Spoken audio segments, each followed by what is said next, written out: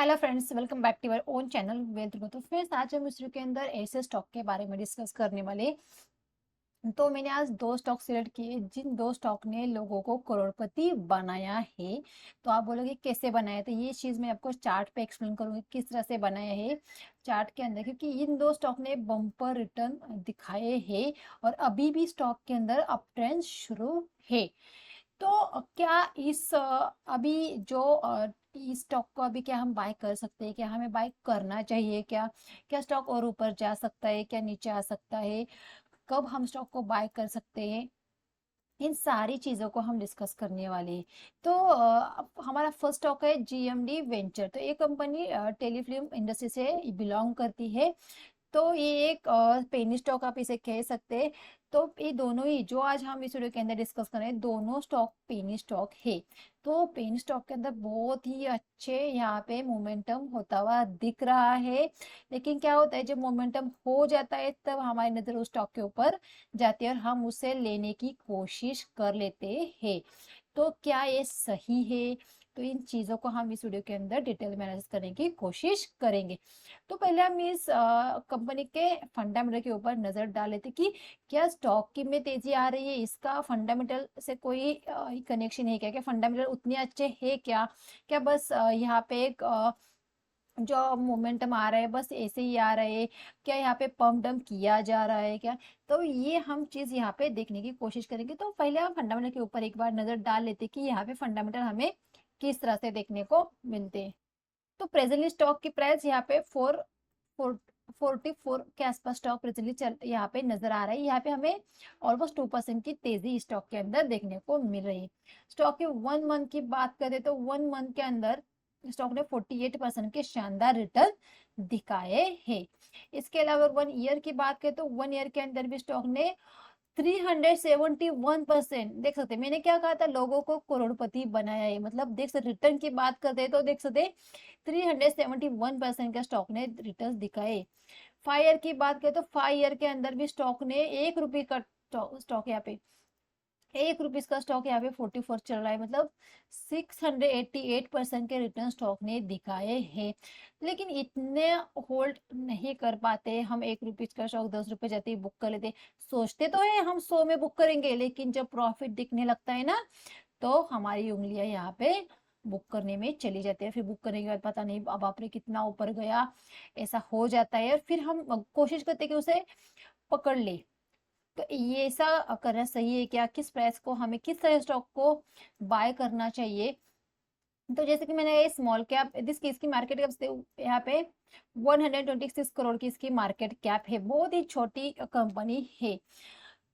अगर कंपनी के फाइनेंशियल की बात कर कंपनी के फाइनेंशियल के ऊपर अगर नजर डाल लेते थे, रेवेन्यू के अंदर हमें यहाँ पे प्रीवियस ईयर से इस ईयर के अंदर अच्छा खासा बढ़ता हुआ दिख रहा है। इबिटा की बात करते हैं, इबिटा भी यहाँ पे प्रीवियस ईयर से हमें इस ईयर में बढ़ता हुआ दिख रहा है। नेट इनकम की बात करें तो नेट इनकम भी यहाँ पे हमें माइनस में चला था, लेकिन प्रीवियस ईयर से इस ईयर के अंदर बढ़ता हुआ दिख रहा है। तो ये एक अच्छी बात है कि भाई कंपनी का यहाँ पे कंपनी लॉस से प्रॉफिट में, और यहाँ पे प्रीवियस ईयर से भी अच्छे प्रॉफिट में कंपनी हर एक साल में ग्रो हो रही है।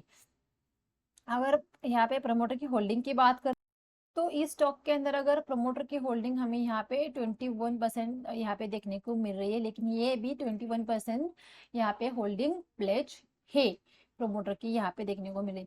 इसके अलावा अगर बात करते हैं यहाँ पे म्यूचुअल फंड की, यहाँ पे कोई देखने को नहीं मिल रही है। डीआईएस की 0.03% की, एफआईएस की यहाँ पे कोई भी होल्डिंग नहीं देखने को मिला, और रिटेलर की 78% यहाँ पे होल्डिंग देखने को मिल रही है। जिस तरह से हम हर बार इस चीज को नोटिस करते हैं, बिल्कुल उसी तरह के यहाँ पे रिटेलर की होल्डिंग यहाँ पे बहुत ज्यादा देखने को मिल रही है।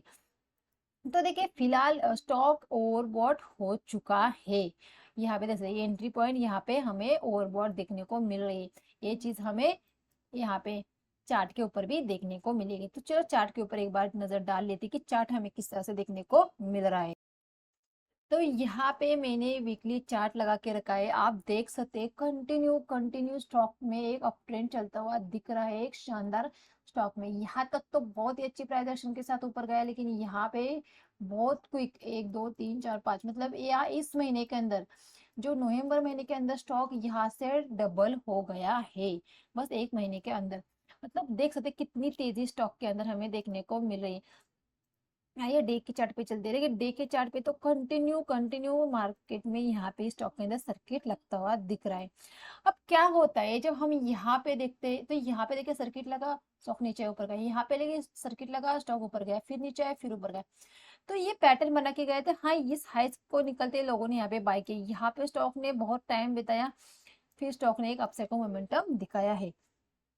तो फिलहाल देखिए इस स्टॉक को लेना मतलब बहुत बड़ी रिस्क है, बहुत बड़ी रिस्क है, क्योंकि यहाँ से अगर गिरना शुरू होगा तो यहाँ तक आ सकता है। मतलब स्टॉक 25 रुपीज तक आ सकता है, क्योंकि यहीं पे एक स्विंग है।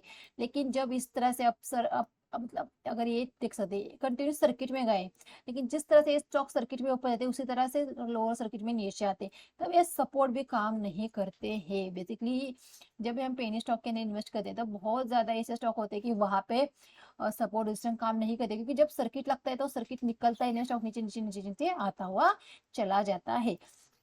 तो ऐसा नहीं कि स्टॉक नीचे आएगा, स्टॉक ऊपर भी जा सकता है। मैं बिल्कुल भी ये नहीं कह रही हूँ कि स्टॉक, देखिए स्टॉक अभी 44 रुपीज के आसपास चला है, स्टॉक 84 भी हो सकता है या इससे भी ऊपर जा सकता है। मेरा कहना ये नहीं कि स्टॉक ऊपर नहीं जा सकता, मेरा कहना ये है कि अगर आप स्टॉक को बाय करते हो तो आपकी रिस्क कितनी रह सकती है। मैं इस चीज को आपको एक्सप्लेन कर रही हूँ कि आपको अगर स्टॉक को लेना है, कोई बात नहीं, आप ले सकते हैं, अपने रिस्क के ऊपर ले सकते हैं, लेकिन अगर आप स्टॉक को लेते हैं तो आपकी रिस्क कितनी बड़ी है, बस यही चीज मुझे आपको दिखानी थी। क्योंकि बहुत सारे लोग इस ऐसी तेजी को देख के पकड़ लेते हैं, और जहां पे आप बाय करते हैं वहीं से स्टॉक गिरना शुरू होता है। फिर आप चाहे फिर भी नहीं निकलते, क्योंकि सर्किट में होता है ना, कोई बायर ही नहीं लेता तो आप सेल करने के लिए रेडी है, लेकिन कोई खरीदने कोई रेडी नहीं रहता। तो देखिए अगर आपको खरीदना ही है तो अगर इस तरह से स्टॉक रेंज में रहे, या यहाँ पे स्विंग बनाए, फिर स्विंग को क्रॉस करे, फिर आप यहाँ पे ऐसे लगा सकते हैं। तो जहाँ पे आपकी रिस्क कम रह सकती है वहां पे आप यहाँ इस स्टॉक को या किसी भी स्टॉक को बाय करें, लेकिन यहाँ पे स्टॉक को बाय करना मतलब कैसा है ना, मतलब खुद जाके अपने पैर पे कुल्हाड़ी मारने जैसा होगा। तो ये मैं एक बिल्कुल भी नहीं कह रही हूँ कि स्टॉक गिरेगा, आप ध्यान से चीजों को समझो। मेरा बिल्कुल भी ये कहना नहीं कि यहाँ से स्टॉक गिरेगा, मैं तो कह रही हूँ कि 44 का 84 हो सकता है या 184 भी हो सकता है।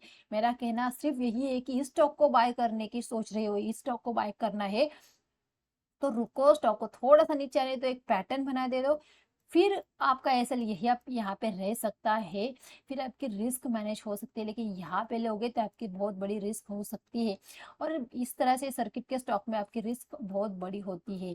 पता नहीं कब सर्किट यहाँ पे अपर सर्किट से लोअर सर्किट में स्टॉक चला आ सकता है, बस यही कहना था। तो इसी तरह से और एक स्टॉक है, आइए उसे भी देख लेते हैं। हमारा सेकंड स्टॉक है धनश्री इलेक्ट्रॉनिक्स। ये भी स्टॉक 84 के आसपास ट्रेड करता हुआ नजर आ रहा है। यहाँ पे भी हमें 2% की तेजी देखने को मिल रही है। जैसे कि मैंने कहा ये एक स्मॉल कैप एक पेनी स्टॉक है। यहाँ पे 117 करोड़ की इसकी मार्केट कैप हमें देखने को मिली है। इलेक्ट्रिक सेक्टर से बिलोंग करता है, इलेक्ट्रिक इक्विपमेंट कंपनी बनाती है। इस कंपनी के अगर रिटर्न की बात करते थे, एक मंथ के अंदर 1 मंथ के अंदर 51% के शानदार रिटर्न इसने भी दिखाए हैं। इसके अलावा अगर 1 ईयर की बात करें तो 1 ईयर के अंदर भी कंपनी ने यहाँ पे 333% की रिटर्न दिखाई है। अगर हम 5 ईयर की बात करते हैं लॉन्ग टर्म की, लॉन्ग टर्म के अंदर भी इसने ऑलमोस्ट 500 के आसपास के रिटर्न दिखाए हैं, मतलब बहुत ही शानदार रिटर्न दिखाए। लेकिन ये भी स्टॉक फिलहाल ओवरबॉट जोन में हमें नजर आ रहा है। तो आइए इसके भी फाइनेंशियल के ऊपर एक बार नजर डाल। इसके अगर रेवेन्यू की बात करें तो प्रीवियस ईयर से हर एक ईयर में रेवेन्यू बढ़ता हुआ दिख रहा है। ईबिटा की बात करें तो ईबिटा भी हमें हर एक ईयर में यहाँ पे ग्रोथ होती हुई दिख रही है। अगर नेट इनकम की बात करें तो नेट इनकम भी हमें यहाँ पे बढ़ता हुआ दिख रहा है, मतलब कंपनी धीरे धीरे धीरे धीरे ग्रो होती हुई नजर आ रही है। होल्डिंग की बात करें तो 70% यहाँ पे हमें प्रमोटर की होल्डिंग स्टॉक के अंदर देखने को मिल रही है, और रिटेलर की 29% की यहाँ पे होल्डिंग हमें देखने को मिल रही है। स्टॉक के अंदर कोई भी रेड फ्लैग नहीं नजर आ रहा है, लेकिन स्टॉक ओवरबॉट जोन में हमें देखने को मिल रहा है। तो इस चीज को हम चार्ट के ऊपर समझते हैं। तो यहाँ पे हमने धनश्री इलेक्ट्रॉनिक्स का चार्ट लगा के रखा है। यहाँ पे हमने वीकली टाइम फ्रेम लगा के रखी है। वीकली टाइम फ्रेम यहाँ पे देख सकते हैं। मेरा यही कहना है कि जब भी स्टॉक आपको को इस तरह से देखने को मिले, बस एक रेंज के अंदर स्टॉक कामकाज करता हुआ दिखे और यहाँ पे ब्रेकआउट हो जाए, तो रिट्रेस जब हो जाता है तो वहां पे आपको बाइंग करनी चाहिए। यहाँ पे आपका एसएल कितना छोटा रहेगा, देखिए 10 पॉइंट का एसएल रहेगा, लेकिन टारगेट कितने बड़े हो गए। मैं नहीं कहती कि आप यहीं पे बुक करो, कुछ लोग यहाँ पे बुक कर सकते हैं, यहीं पे अगर बुक करे तो भी 1:2 1:3 की आपकी यहाँ पे ट्रेड बैठ सकती है। मतलब देखिए यहाँ पे बहुत शानदार आपको पैटर्न देखने को मिलेगा। एक बॉक्स के अंदर स्टॉक ने कामकाज किया, ब्रेकआउट हुआ, स्टॉक रिट्रेस हुआ और फिर स्टॉक ने रैली शुरू की है। लेकिन जिस तरह से ऊपर गया है, चांसेस वेरी है कि एक बार यहाँ पे फिर से रिट्रेसमेंट हमें आए, स्टॉक यहाँ पे रुके, क्योंकि कंटिन्यू कंटिन्यू देख सकते कितनी कैंडल यहाँ पे, वीकली कैंडल अगर देखते तो यहाँ पे देख सकते कितनी वीकली कैंडल यहाँ पे बनी है। 1 2 3 4 5 6 7 8 कंटिन्यू 8 वीकली कैंडल ग्रीन में बनी है, तो डेफिनेटली यहाँ पे प्रॉफिट बुकिंग आ सकती है। लेकिन कब आएगी, अभी आएगी क्या कि और एक कैंडल बनेगी, पता नहीं, लेकिन प्रॉफिट बुकिंग यहाँ पे आएगी, बहुत तेजी से यहाँ पे गिरावट शो हो सकती है। तो इस चीज को हम डेली चार्ट के ऊपर चलते हैं, तो डेली चार्ट के ऊपर भी आपको देख सकते हैं कंटिन्यू, जिस तरह से पिछला स्टॉक हमने देखा था अभी भी बिल्कुल उसी तरह से इस स्टॉक के अंदर भी देखिए स्टॉक यहीं पे, मतलब जिस तरह से वीकली चार्ट हमें दिख रहा था बिल्कुल डेली चार्ट सिमिलर दिख रहा है यहाँ पे। तो जैसे ही रिटेस्ट हुआ स्टॉक कंटिन्यू अपर सर्किट में स्टॉक चलता हुआ दिख रहा है। तो इस स्टॉक को भी लेने की गलती मत करना, पकड़ने की गलती मत करना, क्योंकि देखिए यहाँ पे भी आपकी रिस्क बहुत बड़ी है। इन दोनों स्टॉक को आपके साथ डिस्कस करने का मेरा यही एक मोटिव था कि आपको आपकी रिस्क समझ में आए कि भाई मैं अगर इस स्टॉक को अभी ले लेता हूँ तो मेरा एसएल या कहाँ तक यहाँ पे बढ़ने को ये और 300 भी जा सकता है, लेकिन यहाँ पे गिरना शुरू हो जाता है तो 30 रुपीज भी हो सकता है। तो इस चीज को भी समझे, सिर्फ रिवॉर्ड को ध्यान में बिल्कुल भी नहीं रखना है, सबसे पहले रिस्क को ध्यान में रखना है और फिर किसी भी स्टॉक में इन्वेस्ट करना है।